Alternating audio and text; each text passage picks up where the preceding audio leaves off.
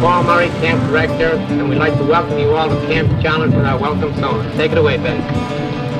We welcome you to Camp Challenge, we're mighty glad you're here. Because it's one of those few places where I can come and just be normal. Sing with a mighty cheer, rah, rah, we'll bring you in, we'll bring you out, for you will raise a mighty shout. Hail, hail, the gang's all here, and we welcome you to Camp Challenge. I learned how to shoot a bow and arrow. With a little bit of assistance, I learned how to tie my shoes and learned how to dress myself. In 1961, the doors to Easter Seals Camp Challenge opened, and it opened doors for nearly 10,000 children and adults with disabilities. A lot of people thought it was preliminary and foolish, but we decided to go ahead with it.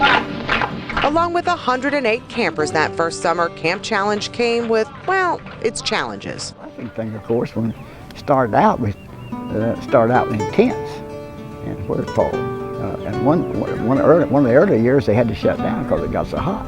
Despite the shortage of air conditioning and convenient restrooms, there was no shortage of victories, big and small. My mother was very protective when I was a little boy because obviously I couldn't do the same things that a lot of the other kids could.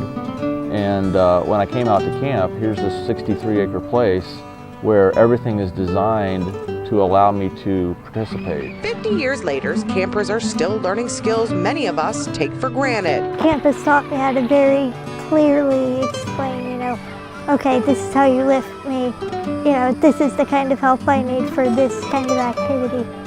Over the years, some things have definitely changed. Back then, this staff got dressed up for work. Now, not so much. We're talking about wheelchairs.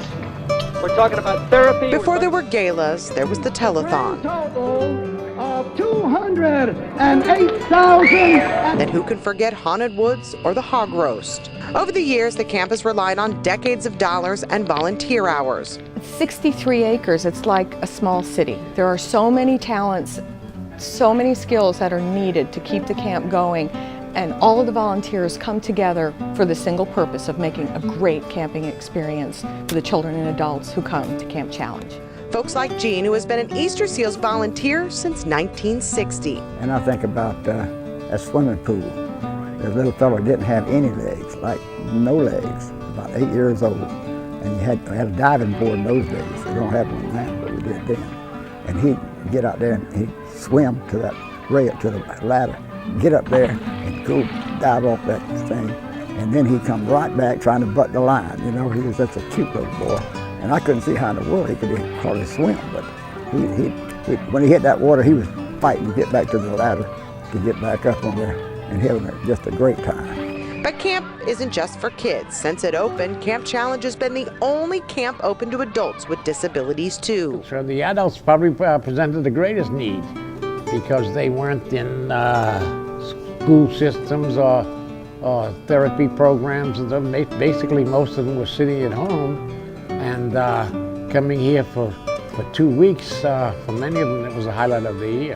But what you may not know is how Camp Challenge helps those who stay home. I get people who ask me all the time, what are you going to do when he goes away? And everybody expects me to have all these grand plans and all this, and I just tell them I'm going to breathe. I get to relax, I get to read a book, I just get to function as a human being and just kind of reset and relax. But in order to keep those doors open for families like hers, we need you. Once you're here, I think there'll be little question, you'll write a check. The camp needs help. It's hard to put 50 years of bunk beds, bug spray, and bonfires for nearly 10,000 campers into words.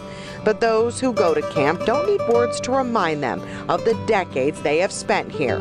They have their memories. They get a chance to do more normal things, but when they come to this camp, they aren't any different than anybody else.